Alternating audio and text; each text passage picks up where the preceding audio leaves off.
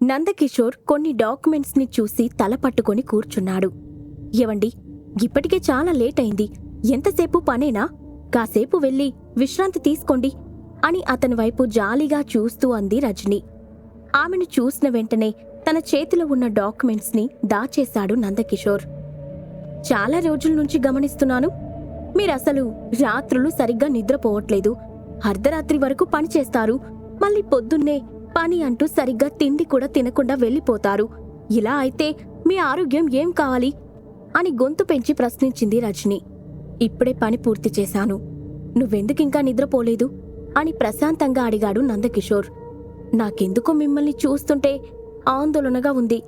మీరు మీ హెల్త్ గురించి అస్సలు పట్టించుకోవట్లేదు అని చెప్పి మళ్ళీ ఏదో చెప్పబోయి తనని తాను కంట్రోల్ చేసుకొని ఆగిపోయింది రజని. ఎలాగో నీ మనసులో ఉన్నది బయటపడక మానదు. ఈరోజు కాకపోతే రేపు చెప్తావు, అదేదో ఇప్పుడే చెప్పేయ్ అని ఆమె ఎక్స్ప్రెషన్ని గమనించిన నందకిషోర్ నవ్వుతూ అన్నాడు. మరేం లేదు, మీరు ఈ రకంగా కష్టపడటం చూసి చాలా సంవత్సరాలైంది. మీరు ఎవరికోసం ఇదంతా చేస్తున్నారో కూడా నాకు తెలుసు. అతనిలో మీకేమంత ప్రత్యేకత కనిపించింది అని అనుమానంగా అడిగింది రజని. నువ్వు మాట్లాడుతుంది సాగర్ గురించే కదా? తను మన కుటుంబానికి ఎంత చేశాడో మర్చిపోయావా? ఈరోజు నువ్విలా నన్ను క్వశ్చన్ చేయగలుగుతున్నావు అంటే దానికి కూడా అతనే కారణం. అలాంటప్పుడు తనకు నేను నా వంతు సహాయం చేయాలి అని వివరించాడు నందకిషోర్. అతని మాటలు విన్న రజని చిన్నగా తల ఊపుతూ, అతను 2 రోజుల్లో వస్తాడన్నారు, కాని ఇప్పటికి ఎక్కడున్నాడో తెలీదు. ఏమైంది అని మళ్ళీ ప్రశ్నించింది. అదే నాకు తెలీదు. ఖమ్మంలో ఇంత ముఖ్యమైన ప్రాజెక్ట్ని వదిలేసి అకస్మాత్తుగా హైదరాబాద్కి ఎందుకు వెళ్ళిపోయాడో అని నిట్టూరుస్తూ అన్నాడు నందకిషోర్. మీరు సాగర్ గురించి మరీ ఎక్కువగా ఆలోచిస్తున్నారు. మన పిల్లల గురించి కూడా మీరు ఎప్పుడూ ఇంత శ్రద్ధ పెట్టలేదు అని కంప్లైంట్ చేస్తున్నట్టుగా అంది రజని. ఆమె మాటలు విన్న నందకిషోర్ నిట్టూరుస్తూ, నిజానికి నేను ఇదంతా చేసేది నా సొంత కుటుంబం కోసమే. ఖమ్మంలో మన ఫ్యామిలీ ఎప్పటికీ నంబర్ 1గా నిలిచిపోవాలి. కానీ ఇప్పుడు నాకు ఉన్న సమస్య కృష్ణకుమార్. సాగర్ ఎక్కువ రోజులు రాకపోతే మళ్ళీ ఖమ్మంలో అతను తన పెత్తనం చెలాయించడం మొదలు పెడతాడు. మయులు రాకముందే అతన్ని అణిచివేయాలి అని అన్నాడు. అది విన్న రజని అతని భుజం మీద చేయి వేసి, మనకున్నది 2 ఆడపిల్లలే. వాళ్ళు ఎలాగో పెళ్లి చేసుకొని వెళ్ళిపోతారు. అప్పుడు ఈ కుటుంబం బాధ్యత అంతా ఎవరు చూసుకుంటారు? దేనికోసం మీరింత తాపత్రయపడుతున్నారు? మనమిక్కడ నంబర్ 1గా ఉంటే ఏంటి, లేకపోతే ఏంటి అని ప్రశ్నించింది. అందుకే కదా నేను సాగర్ని దత్తత తీసుకున్నాను. ఇక్కడికి వచ్చిన కొన్ని రోజులకే ఖమ్మంలో అతని ఇన్ఫ్లుయెన్స్ ఇంతగా ఉంది అంటే భవిష్యత్తులో ఏ రకంగా ఉండబోతుందో ఆలోచించు. అతని వల్ల మనం ముసలివాళ్లం అయిపోయినా సరే సొసైటీలో మన పవర్ మాత్రం తగ్గదు అని ఓపిగ్గా వివరించాడు నందకిషోర్. అది విన్న రజని దీర్ఘంగా నిట్టూరుస్తూ ఎప్పటి నుండో ఆమె మనసులో ఉన్న ప్రశ్నను బయటపెట్టింది. మీరు సాగర్ని ఇక్కడికి దత్తపుత్రుడిగా తీసుకొచ్చారు. ఆ తర్వాత మన అమ్మాయినిచ్చి పెళ్లి చేయాలనుకున్నారు. నేను కూడా మధ్యలో అతని టాలెంట్ను చూసి అల్లుడుగా చేసుకుందామనుకున్నాను. కానీ తర్వాత ఆలోచించి చూస్తే అది కరెక్ట్ కాదనిపించింది. అసలు మీ మనసులో ఏముంది అని నిలదీసింది. ఏం చేయమంటావ్? సాగర్ని ఇక్కడికి తీసుకువచ్చినప్పుడు నా చుట్టూ ఎన్నో సమస్యలు ఉన్నాయి. దత్తపుత్రుడిగా సాగర్ నా ఇంట్లో ఉంటాడో లేదో తెలీదు. అదే తను మన ఫ్యామిలీలో ఒక మెంబర్ అయిపోయాడు అంటే మన మాటకి ఎదురు చెప్పడనుకున్నాను. అందుకే అలా ఆలోచించాను అని వివరించాడు నందకిషోర్. రజని వేస్తున్న ప్రశ్నకు అతను ఓపిగ్గా సమాధానం చెప్తూ ఉన్నాడు. సరే, అయ్యిందేదో అయిపోయింది. సాగర్కి ఆల్రెడీ పెళ్ళైపోయింది. మన అమ్మాయిని అతనికిచ్చి పెళ్లి చేయడం కుదరదు. మీ మనసులో అలాంటి ఆలోచన ఏమైనా ఉంటే దాన్ని తీసిపడేయండి అని హెచ్చరిస్తున్నట్టు చెప్పింది రజని. సరే, ఇంకా నీ డౌట్స్ ఏమైనా ఉన్నాయా? లేదంటే వెళ్ళి పడుకుందాం అని నీరసంగా అన్నాడు నందకిషోర్. రజని తల అడ్డంగా ఊపుతూనే మొహం ఆందోళనగా పెట్టి, మన చిన్న కూతురు శోభకి సాగర్ అస్సలు నచ్చడు. రేపొద్దున వాళ్ళిద్దరి మధ్య ఏవైనా విభేదాలు వస్తే ఏంటి పరిస్థితి అని అడిగింది. నువ్వు దాని గురించి పెద్దగా ఆలోచించాల్సిన అవసరం లేదు. సాగర్ శోభను తన చెల్లిల్లాగా ఆదరిస్తాడు. ఆమె మాటలు అతను పెద్దగా లెక్క చేయడు అని నమ్మకంగా చెప్పాడు నందకిషోర్. మరోవైపు సాగర్ ఒంటరిగా 3 సెక్టార్ల లీడర్లని ఎదుర్కొంటూ ఉన్నాడు. వాళ్ళు ఒకరిపై ఒకరు చేసుకుంటున్న దాడుల వల్ల అక్కడ చుట్టుపక్కల ప్రాంతంలో ఉన్న చెట్లన్నీ ధ్వంసమైపోతూ ఉన్నాయి. వాళ్ళ శరీరాల నుండి వెలువడుతున్న ఎనర్జీ వల్ల అక్కడి వాతావరణంలో కూడా మార్పులు చోటు చేసుకుంటున్నాయి. ఎంతో కాలంగా సీక్రెట్ కింగ్డంలో మంచివాళ్లు అన్న ముసుగులో బ్రతికేస్తున్నారు. మీరు ఇలాంటి నీచమైన పనికి దిగజారుతారని నేను కలలో కూడా ఊహించలేదు అని అక్కడ ఉన్న ముగ్గురిపై దాడి చేస్తూనే చిరాగ్గా అన్నాడు సాగర్. ఏం చేయమంటావు సాగర్? మాక్కూడా మంచివాళ్లుగా ఉండడం ఇష్టమే, కానీ మా సెక్టార్ అభివృద్ధి కోసం మేము ఇలాంటి పనులు చేయక తప్పదు అని సాగర్ని చూస్తూ కళ్ళు చిట్లించాడు వీరేంద్ర. అయినా నువ్వు ఇంతకుముందే మేము అడిగిన దానికి ఒప్పుకొని ఉంటే ఇలాంటి నీచమైన పనికి మేం కూడా దిగజారేవాళ్లం కాదు. ఇదంతా నీ తప్పు అని సాగర్ని బ్లేమ్ చేస్తూ పిడికిలి బిగించాడు బలదేవ్.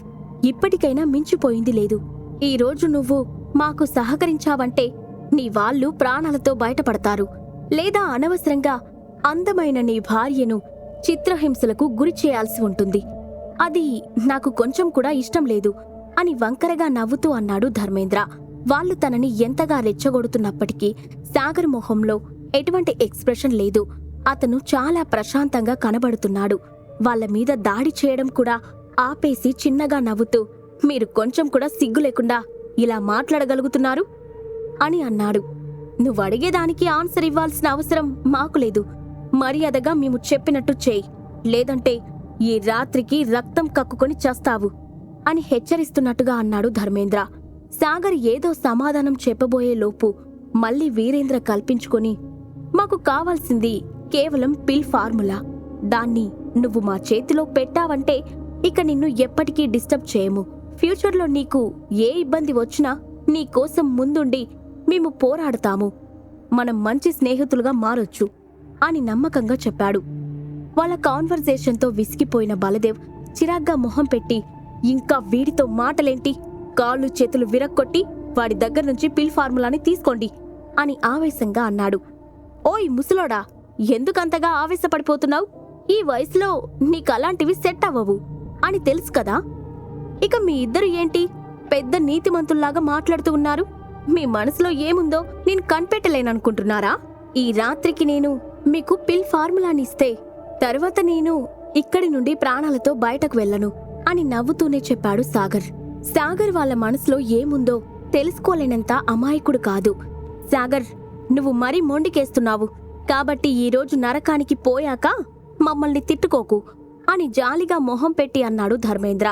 అంతలో వీరేంద్ర అకస్మాత్తుగా గాలిలో చేయి ఊపగానే అతని చేతిలో మంచు ఖడ్గం ఒకటి ప్రత్యక్షమైంది. అతను దాన్ని గాలిలో ఊపుతూ ఉంటే వెన్నులో వణుకు పుట్టించే చల్లని గాలులు ఆ ప్రాంతాన్ని కమ్మేస్తూ ఉన్నాయి. పైగా ఆ కత్తి నుండి నీలం రంగు కాంతి వెలువడుతుంది. బలదేవ్ కూడా గట్టిగా అరుస్తూ తన శరీరంలోని శక్తిని పెంచుతూ ఉన్నాడు. వాళ్ళను చూసిన సాగర్ కూడా అటాక్ చేయడానికి సిద్ధపడ్డాడు. అతని శరీరం నుండి బంగారు వర్ణంలో కాంతి వెలువడుతూ ఉంది. ఇంకా అతని స్పిరిచువల్ ఎనర్జీ కూడా అక్కడ ఉన్న ముగ్గురిని తీవ్ర ఒత్తిడికి గురి చేస్తూ ఉంది. సాగర్ని చూస్తూ ఉంటే శూన్య స్థితిలోని 9వ లెవెల్కి చేరుకున్నట్టుగా ఉన్నాడు. మునుపటి కంటే అతను మరింత బలంగా తయారయ్యాడు అని మనసులోనే అనుకున్నాడు వీరేంద్ర. అంతలో ధర్మేంద్ర అకస్మాత్తుగా వెనక నుండి సాగర్పై దాడి చేయడం మొదలుపెట్టాడు. అతను తన శక్తిని ఒక పాము రూపంలోకి మలిచి సాగర్ మీద ప్రయోగించాడు.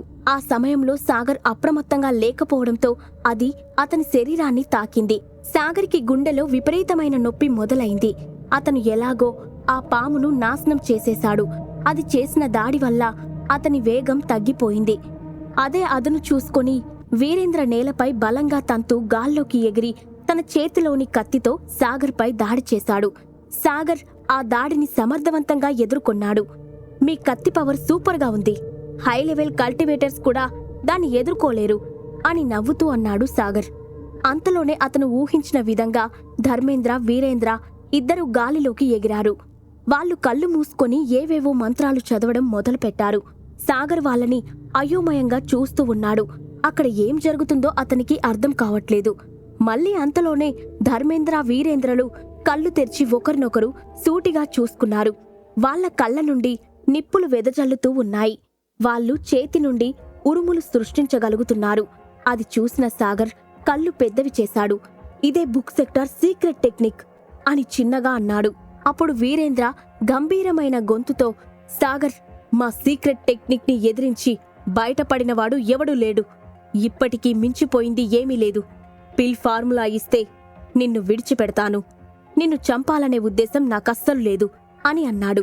అయితే ఈరోజు మీ టెక్నిక్ ని ఎదిరించే మొనగాడు వచ్చాడు అని పౌరుషంగా అన్నాడు సాగర్. అతను అలా చెప్పగానే వీరేంద్ర చేతి నుండి వెలువడిన ఒక సన్నని మెరుపు సాగర్ తలలోకి దూసుకుపోయింది. సాగర్కి తల తిమ్మిరి ఎక్కడంతో పాటు అతని చెవులలో ఎవరో గట్టిగా అరుస్తున్నట్టుగా అనిపించింది. మరోవైపు లాంగ్వేజీ అకాడమీ టెర్రస్ పై చేతులు వెనక్కి పెట్టుకొని అటూ ఇటూ నడుస్తూ ఉన్నాడు కశ్యప్. ఈ మధ్య మనుషుల్లో అత్యాశ బాగా పెరిగిపోయింది. వీళ్ళు నా వాళ్ళు అని చెప్పుకోవడానికి కూడా సిగ్గుగా ఉంది. 10 సెక్టార్లలో న్యాయం అనేది చచ్చిపోయింది అని దిగులుగా అన్నాడు. మారుతున్న కాలంతో పాటు అన్నీ మారుతాయి. మనం ఇప్పుడు దాని గురించి ఆలోచించినా ఉపయోగం లేదు. మనం మన డిఫెన్స్ ని పటిష్టం చేసుకోవాలి, అంతేగాని వదులుకోకూడదు అని అతని ఆలోచనని విరమించుకోమని నచ్చచెప్పే ప్రయత్నం చేశాడు ముకుంద. నువ్వు మాట్లాడుతుంది 10 సెక్టార్ల వాళ్ళ గురించా లేదా సాగర్ గురించా అని అనుమానంగా అడిగాడు కశ్యప్. అతని మాటలు విన్న వెంటనే ముకుంద కనుబొమ్మలు అనుమానంతో ముడిపడ్డాయి. మళ్ళీ తనలో తాను ఏదో ఆలోచించుకొని మౌనంగా ఉండిపోయాడు. కొంత సమయం వాళ్ళిద్దరి మధ్య నిశ్శబ్దం రాజ్యమేలింది. వేగంగా వీస్తున్న గాలిహోరు వాళ్ళ చెవులను పలకరించి వెళ్తూ ఉంది. చాలాసేపటి తర్వాత ఆలోచనల నుండి తేరుకున్న ముకుంద, సాగర్కి 10 సెక్టార్లకి మధ్య తేడా ఉంది అంటావా అని వాళ్ళిద్దరి మధ్య ఉన్న సైలెన్స్ ని బ్రేక్ చేశాడు. నాకు ఒక్క విషయం చెప్పు, ఇప్పుడు మనకి ఎవరి అవసరం ఎక్కువగా ఉంది, సాగర్దా లేక 10 సెక్టార్ల వాళ్ళదా అని సూటిగా ప్రశ్నించాడు కశ్యప్. సాగర్ టాలెంటెడ్ అని నేను ఒప్పుకుంటాను, కానీ మైలను ఎదిరించేంత సత్తా అతనిలో ఉంది అంటే నేను నమ్మను. అతనికి ఇంకా ట్రైనింగ్ అవసరం. ఇంకా 10 సెక్టార్ల వాళ్ళకి అనుభవం ఉంది. నా ఉద్దేశంలో మనకి సెక్టార్ల వాళ్ళ అవసరమే ఎక్కువగా ఉంది అని సూటిగా సమాధానమిచ్చాడు ముకుంద. కశ్యప్ ఎందుకని సాగర్ గురించి అంతగా తాపత్రయపడుతున్నాడో ముకుందకి అర్థం కాలేదు. అతనిలానే టాలెంటెడ్ విద్యార్థులు లాంగ్వేజీ అకాడమీలో చాలా మంది ఉన్నారు. వాళ్ళందర్నీ కాదని కశ్యప్ సాగర్ పైన దృష్టి పెట్టాడు. నీ ఉద్దేశం నాకర్థమైంది, కానీ మనమింకా అప్పుడే ఫైనల్ డెసిషన్ తీసుకోవడానికి వీల్లేదు అని ముకుంద భుజం తడుతూ అన్నాడు కశ్యప్. సాగర్ పై వీరేంద్ర భౌతికంగా అలాగే మానసికంగా కూడా దాడి చేస్తూ ఉన్నాడు. అతని దాడిని సాగర్ సమర్థవంతంగానే ఎదుర్కొంటూ ఉన్నాడు. కాని అతని శరీరం అప్పటికే రక్తంతో తడిసి ముద్దయింది. అతను సరైన నిర్ణయం కూడా తీసుకోలేకపోతున్నాడు. చేసేది లేక వాళ్ళ ముగ్గుర్ని తప్పించుకోవాలి అనే ఉద్దేశంతో అక్కడే ఉన్న ఒక చెట్టు వెనకాల వెళ్లి దాక్కున్నాడు. పిరికి పందా, ఎక్కడికి రా పారిపోతున్నావు అంటూ అక్కడ ఉన్న చెట్టుపై మెరుపుదాడి చేశాడు వీరేంద్ర. సెక్టార్ లీడర్స్ చేస్తున్న దాడి నుండి సాగర్ తనని తాను కాపాడుకుంటాడా? సాగర్ కోసం కశ్యప్ 10 సెక్టార్లను వదులుకోనున్నాడా? ఈ ప్రశ్నలకు సమాధానాలు తెలుసుకోవాలంటే నెక్స్ట్ ఎపిసోడ్ వినాల్సిందే. క్రింద ఇచ్చిన లింక్ ని క్లిక్ చేసి పాకెట్ ఎఫ్ఎం యాప్ ని ఇన్స్టాల్ చేసుకోండి. Stay tuned to Pocket FM.